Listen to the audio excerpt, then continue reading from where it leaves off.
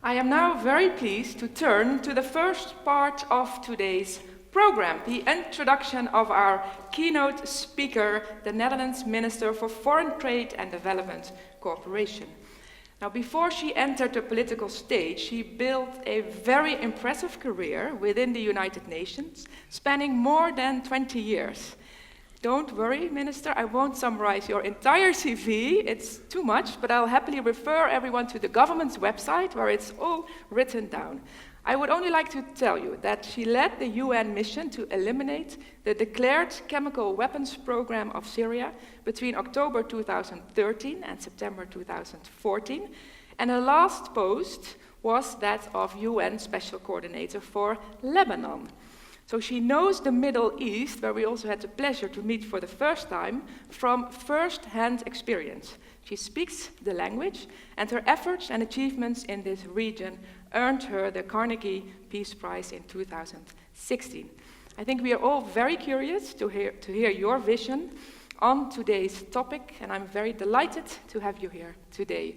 And now it's your turn to get up the stairs, and you can take your time by doing so. There's very small steps. Thank you.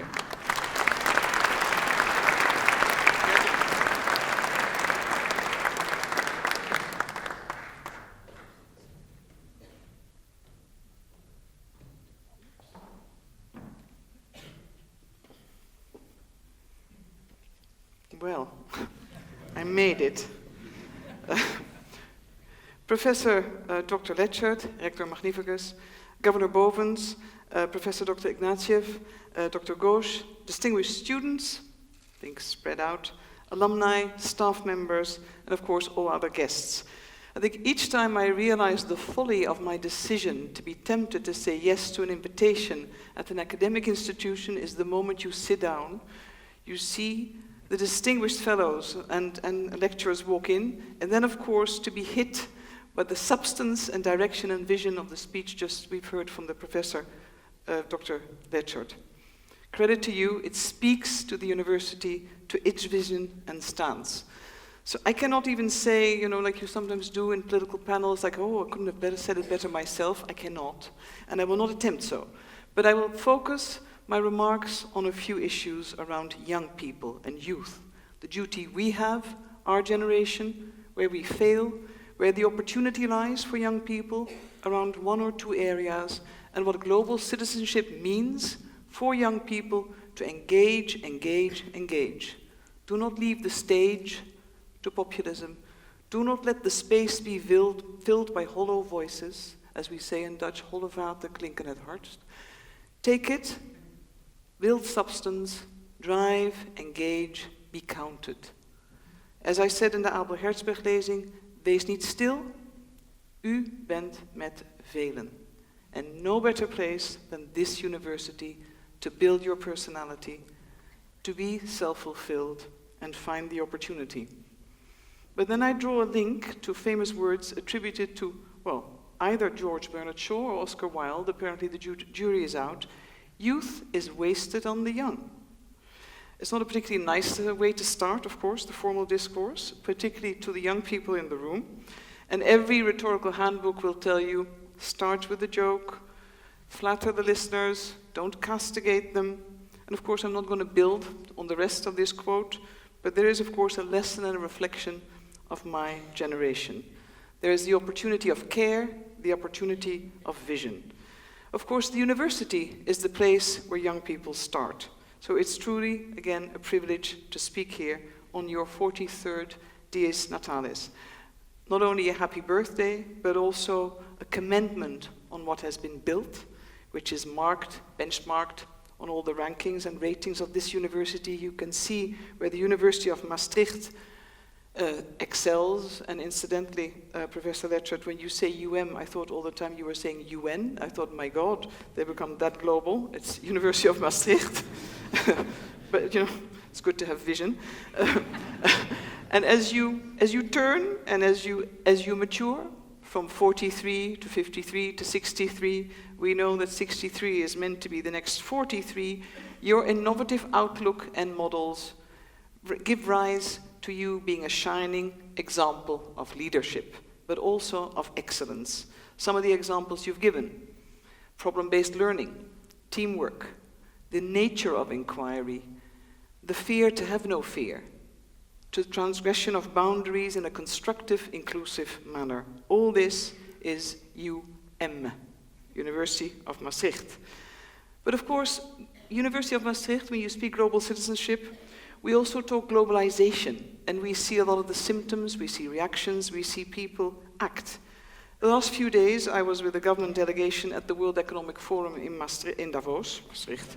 All the talk, it's really hit me now, all the talk evolved around globalization 4.0, and it was twinned to the fourth industrial revolution, which was, of course, the theme of Davos last year, but it showed both benefits of global deeper integration, but also speaking to those, the many, we have already left behind, because it was a one-course track. It also speaks to the opportunity and duty and risks of the fast and the accelerated pace with which technology will guide us, will enable us, but will it also stop us in our tracks when we speak of human rights, when we speak of governance, being governed, or being oppressed?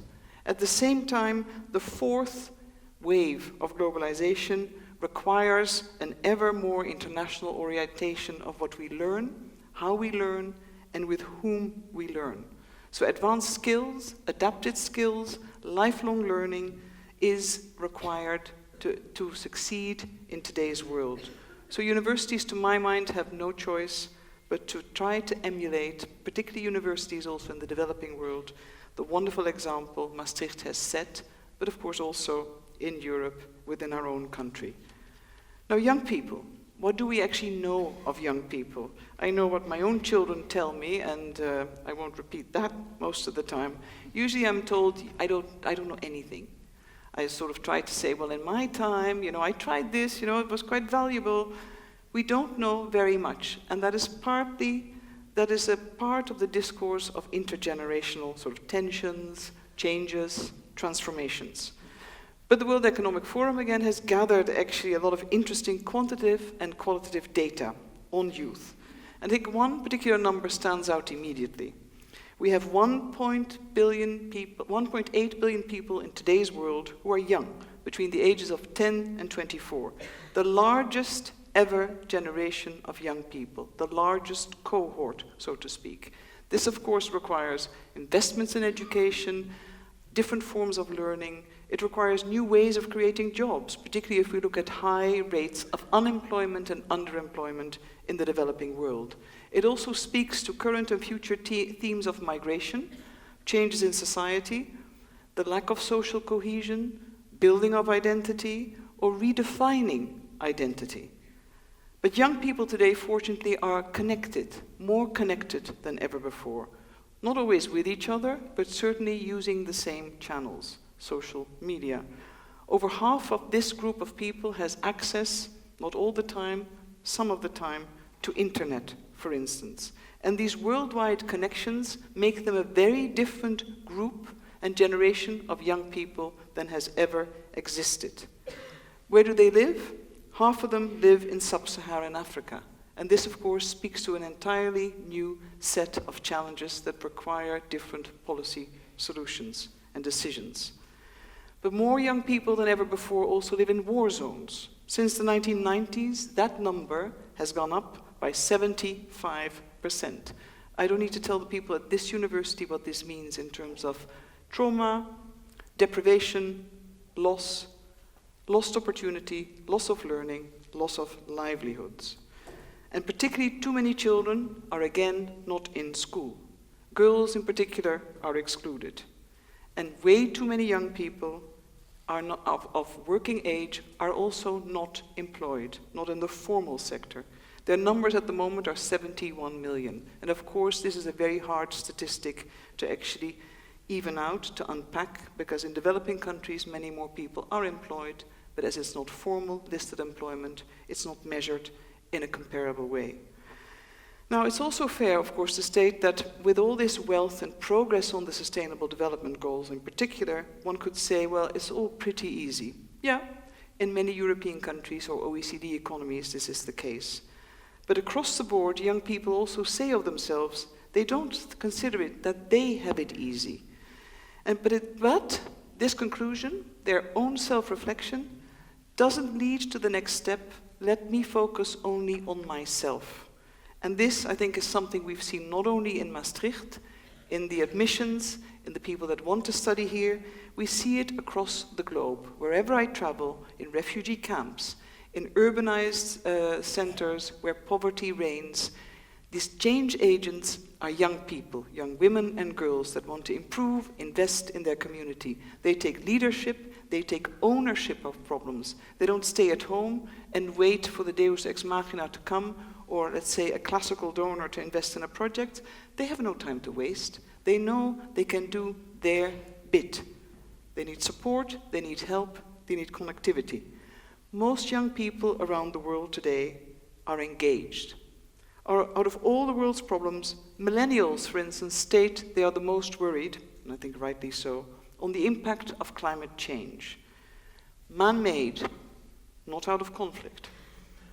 The Global Risk Report, for instance, which came out last month, pointed to two factors. Extreme weather and climate change policies are considered to be the ultimate failures and giving rise to the biggest global threats over the next decade, not the next 50 years, the next decade.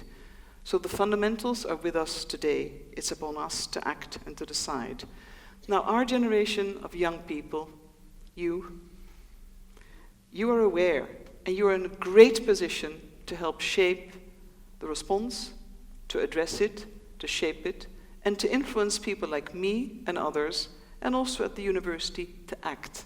There is no time to waste. It is your ideas, your policy responses, and we didn't compare notes, Professor Letchert and I, but the example you gave on the student who graduated and got the best award this morning is a very poignant example. But we don't take voices of young people sufficiently into account. I've also been almost a professional traveler to youth workshops where youth is spoken of, the importance of their role is recognized, but they're spoken about and are insufficiently at the table. At the same time, young people vote with their feet, and I think both in Katowice, the climate conference last month in Poland, or in December, and as well as in Davos, the young Swedish girl who basically stood out there with a banner and is coalescing global action. The means available to young people today allow for greater engagement and for that engagement to have impact. But we have one area of deep concern, I would say. There is also a form of disengagement, and this lies also within the realm of my generation. Young people increasingly do not participate in elections. I'm not commenting, and I wouldn't dare to compare different sets of elections. It's one form of an exercise of democracy. The process can be very questionable in many countries, but voting in and of its own right is extremely important. There is a decline in the turnout of young people in their participation in the voting process. Turnout has declined already in the rich world, in the Western world, and has fallen fastest amongst the young. This is a worrisome trend and something that concerns us all, given the nature and the importance of democracy, and for democracy to be credible and have results. Young people tend to vote less. Why is this? Are there other channels to influence? Have they voted to buy out of established political processes? It's a big question mark, and it's of concern, but it needs to be addressed. My call to the young people, certainly in this room, is to work to reverse this worrisome trend. I wouldn't dare to compare countries, regions, the natures of political processes, certainly not in this academic setting. What is important when you've got the right to vote, it's important to exercise it and take responsibility. Otherwise, we cannot fight the global challenges to build that importance of an inclusive political platform from which politicians and decision makers feel supported in a democratic manner to take the decisions that are required. The input of young people is essential. It's also essential to build a notion of healthy citizenship. Citizenship needs to be given meaning. It needs to be built, and voting is an important part of that, particularly in those countries where the right to vote is so hard-earned. and has cost generations effort. It's cost the lives of human rights defenders. It is critical and essential, and we all need to continue to reinforce that. Now, there are hopeful signs too. During the recent US midterms, for instance, youth participation surged to a new level, more than in the past quarter century. And I'm particularly encouraged to read about movements such as Volt, and in Switzerland, Operation Libero. This is also a response to the void that may be created or may be surging. So youth-driven initiatives to help young people decide, participate, be informed, take a stance. It boosts the vitality of our democracies. Stagnation is not an option. Stagnation leads to a form of regression. And young people in their participation can shape aspirations and give voice and have the credibility of their stance. Now, there are many other forms of social engagements, and I believe a lot of the examples Professor Letcher gave speak to that. I see them in my work, in my travels, and I often find that young people have a smarter policy solution because they're not ring-fenced by ideas of tested and failed practice. They look at the situation now, they come with the analysis and the policy prescription, and it's upon us to have the courage of their conviction to make the investments and to provide for the change. But we need their participation for national policy making to be impactful and relevant at international levels. This is more than volunteering. At the end of the day, we are all volunteers if we are serious about our citizenships in our own regions, in our village, in our towns, in our community. Now, in the Netherlands, just to take a step to our country, the percentage of young people casting their ballots also dropped, despite the intensification of get-out-to-vote efforts. In the British referendum, in the Brexit, and I speak to, I think, maybe our UK audience, 90% of the turnout, as we all know, and much debated, was amongst the elderly. I suppose I fit that category if I look at the statistics, compared to the 64% amongst young people. And the vast majority of young voted to remain. Now, I'm not here to pass judgment on what was a democratic process. As we always say in the Netherlands, we regret the outcome, but we respect the decision and result of a democratic process. But it shows that societies change and that you have different viewpoints and different expectations, and one looks at globalization as an opportunity, a risk, a challenge, but something that ought to be embraced for one to have influence on the outcomes. And I think this is the big debate. The second half, I would like to speak on change, and this is particularly on climate change.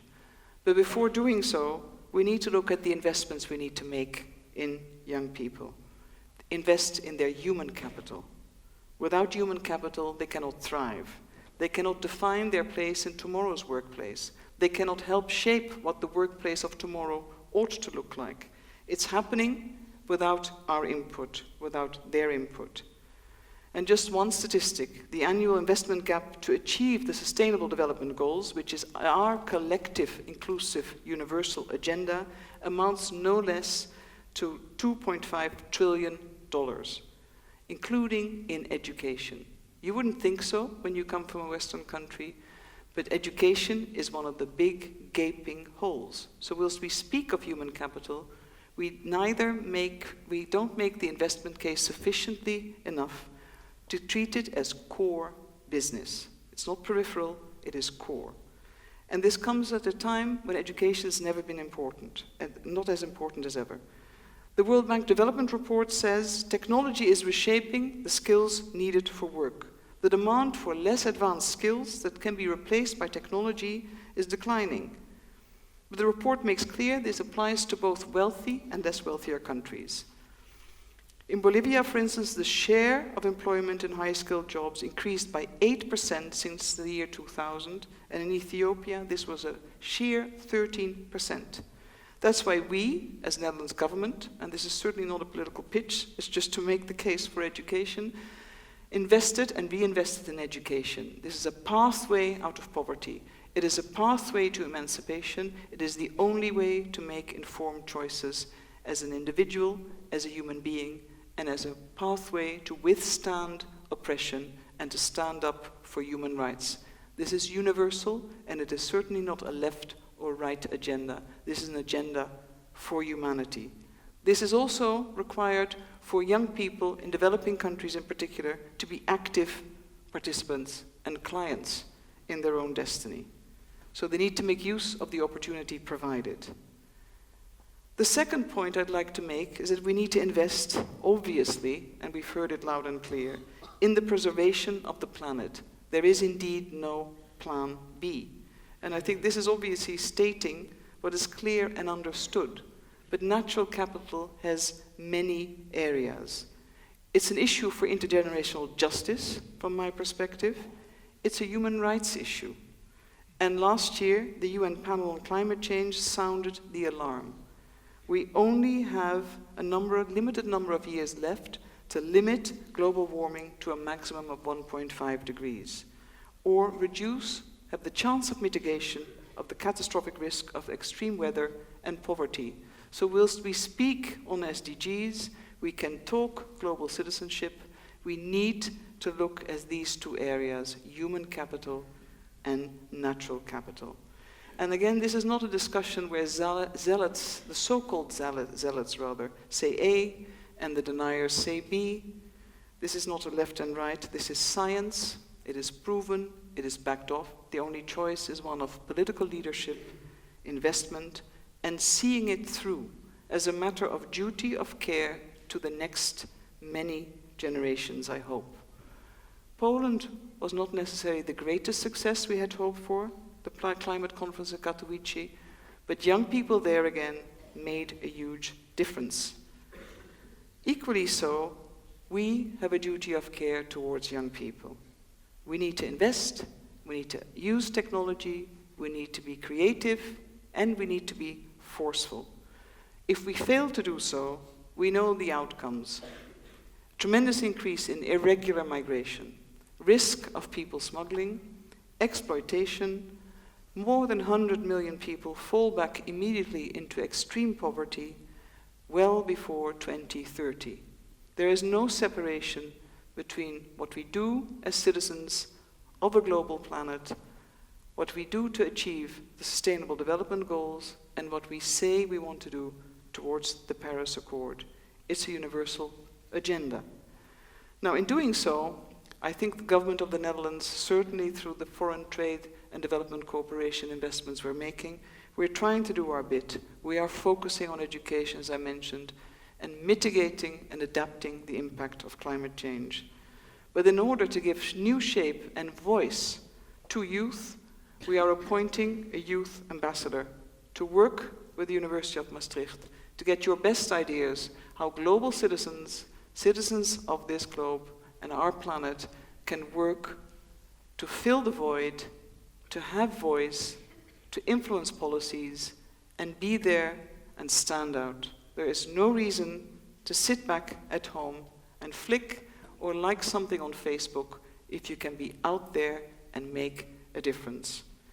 And last but not least, I firmly believe in doing so together, we reassert our shared humanity. We stand up for values that cannot be traded off against short-term interests. In doing so, we erode the very basis of our society, of what we stood for and what we want to share with others. So we are citizens of this globe, and we are certainly striving to always be global citizens. Thank you.